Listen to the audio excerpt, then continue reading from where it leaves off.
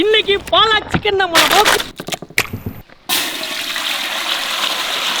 பாலாக் கீரை, வெங்காயம், பூண்டு,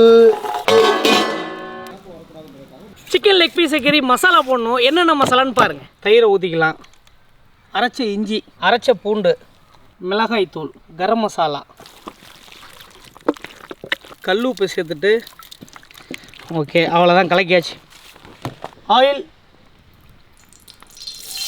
சீரகம் போட்டுக்கலாம், தக்காளி, வெங்காயம், பச்சை மிளகா,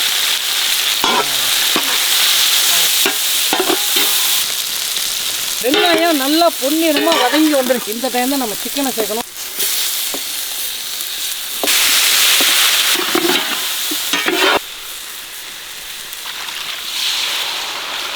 மல்லித்தூள் சேர்க்கணும், சேர்த்துக்கலாம்.